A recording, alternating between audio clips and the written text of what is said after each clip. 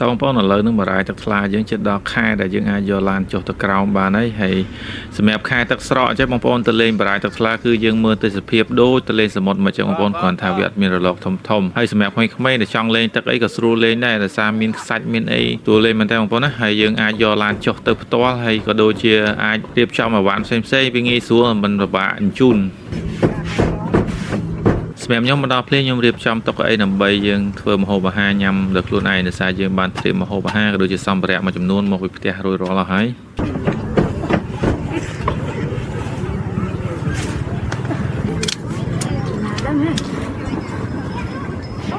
មកយកទៅប៉ាមកបងសម្រាប់ទេសភាពវិញគឺស្អាតខ្លាំងណាស់បងប្អូនអើយសម្រាប់បងប្អូនដែលធ្លាប់ទៅលេងឬក៏មិនទាន់បានទៅលេងអាចទៅលេងបានហើយដូចខ្ញុំបាននិយាយខាងដើមអញ្ចឹងគឺទឹកពេលដែលស្រកទៅយើងអាចចុះទៅលេងមានវាខ្សាច់មើលទៅស្រឡះមុខល្អហើយជាពិសេសមានកូនយើងអាចលេងទឹកបានហើយអង្គុយធ្វើម្ហូបជុំគ្នា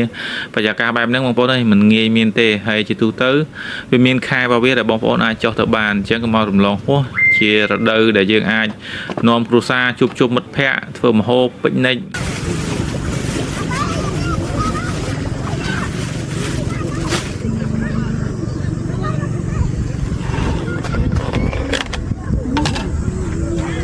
ឆាទាំងទឹកបាក់កូនហើយបង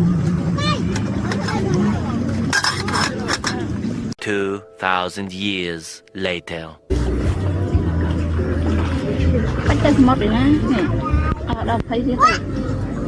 ទៅស្មុតចាកូនមហាទឹកដែរណាព្រោះមក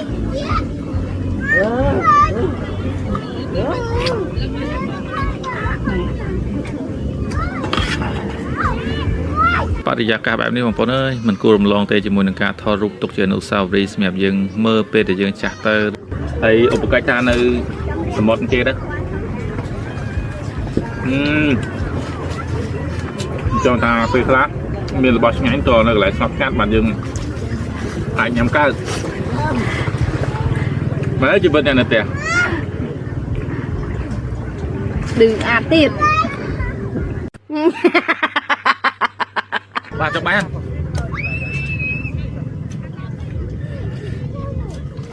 ញ៉ាំដល់សក់ណាចង់មកហើយឃើញសក់មកទៅញ៉ាំកងឥឡូវមានកូនឯងធំឥឡូវកូនឯងធំបានទៅតាំងឥឡូវបាយខ្ញុំអត់បងវាបាយតិចទៅ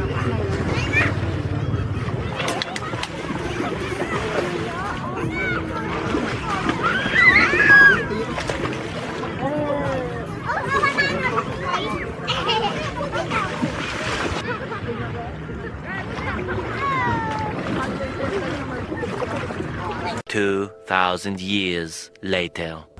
យកតិចពូម៉ៅមកលេងហើយយើងដាក់ភ្លើងដាក់អីទៅមើលទៅប្រហែលជាក្លឹបដែរតែគាត់ថាយើងអត់បើកសំឡេងលឺទេបងប្អូនព្រោះឲ្យយើងនិយាយត្រង់សម្រាប់ខ្ញុំវិញខ្ញុំអត់ចូលចិត្តភ្លេងទេតែតម្លៃមានអ្នកចូលរួមគាត់ចូលចិត្តដោយមួយម៉ៅគាត់ចូលចិត្តស្ដាប់ភ្លេងអញ្ចឹងក៏តាមតែគាត់ទៅតែបើខ្ញុំផ្ទាល់វិញខ្ញុំសុខចិត្តអង្គុយស្ដាប់ទឹករលកគឺអត់ស្ដាប់បាសទេដោយសារអី